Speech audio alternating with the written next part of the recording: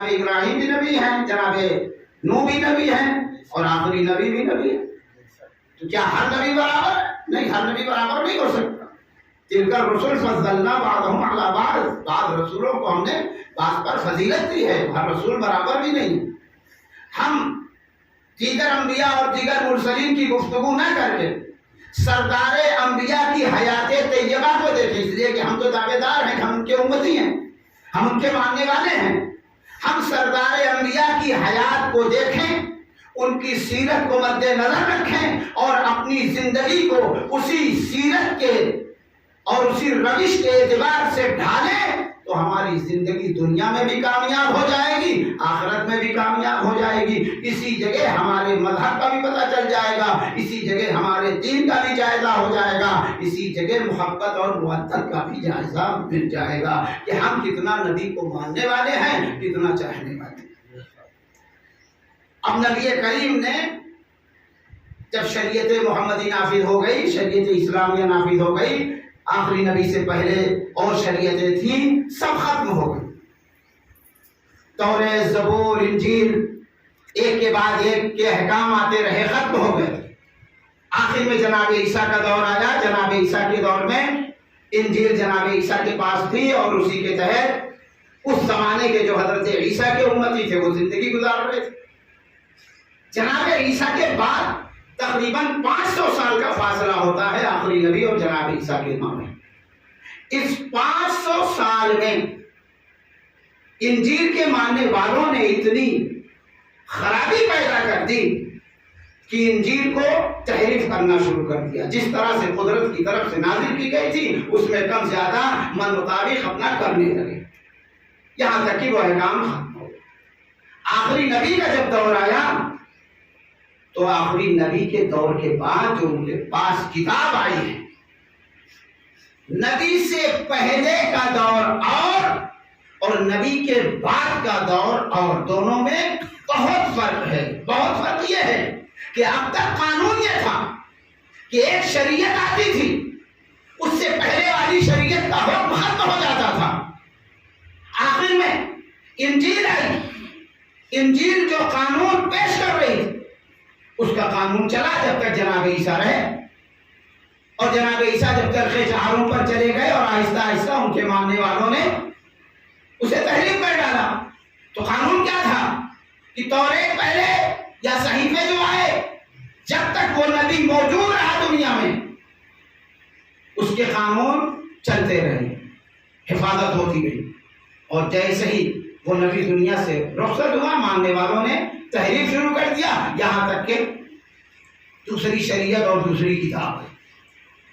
تو قانون تو یہی بنا کہ جب بعد والی شریعت آ جائے تو پہلے والا ختم ہو گیا۔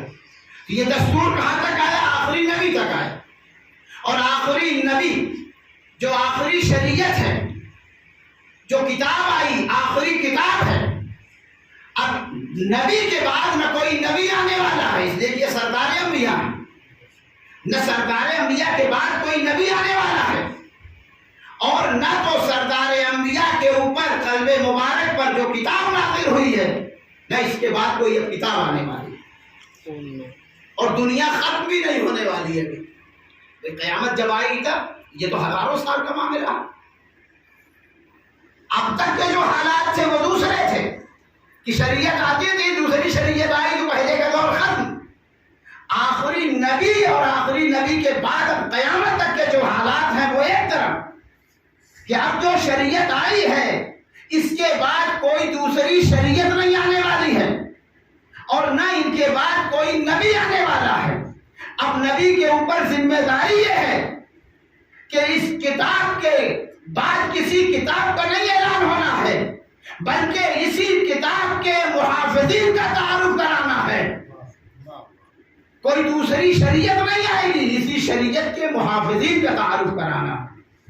لہذا اب حالات اس طرح سے بدل رہے ہیں کہ نبی جاتے جاتے نبی پر ذمہ داری یہ عائد ہو رہی ہے کہ وہ لوگوں کو، اپنے امتی افراد کو، سب کو متوجہ کریں کہ اب میں جا رہا ہوں۔